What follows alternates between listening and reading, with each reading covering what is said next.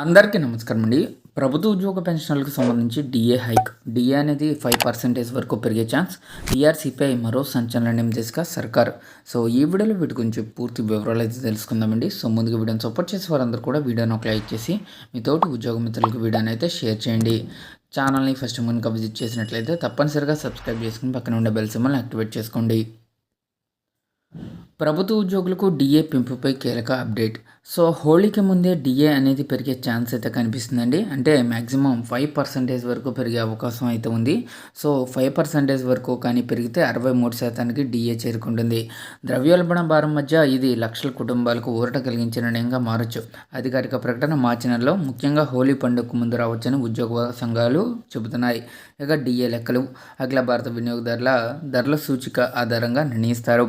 ఇక డిసెంబర్ సూచిక 148.2 వద్ద స్థిరంగా ఉండడంతో ప్రస్తుత గణాంకాల ప్రకారంగా డిఏ అనేది 63% చేరే లెక్కలు సరిపోతున్నాయి. గత జూలైలో 54% నుంచి 58% పెరిగిన విషయం మనందరికీ తెలిసిందే. ప్రతి 6 నెలలకి ఒకసారి జరిగే సవరణ ప్రక్రియలో భాగంగా జనవరి నుంచి పెంపు అమల్లోకి అయితే వస్తుంది. డిఏ హైక్ డబ్బు ఎప్పుడు చేతికొస్తుంది అంటే పెంచిన డిఏ ఏప్రిల్ జీతంతో వచ్చే అవకాశం అయితే ఉంది. అంతేకాదు 2026 జనవరి నుంచి వర్తించే బకాయిలు కూడా ఒకేసారి జమ అయ్యే అవకాశం కూడా ఉంది.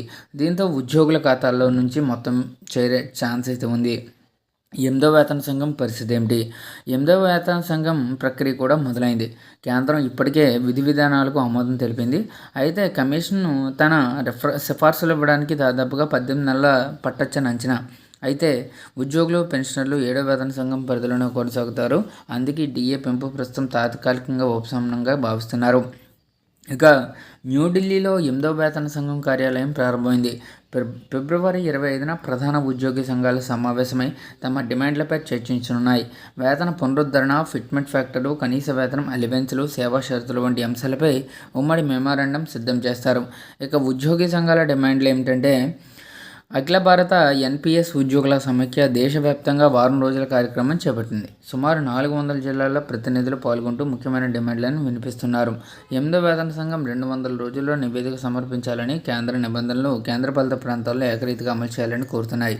ఇక రాష్ట్ర ప్రభుత్వ ఉద్యోగులు కూడా కేంద్ర సిబ్బందికి సమానమైన వేతన నిర్మాణం ఉండాలని డిమాండ్లు చేస్తున్నారు.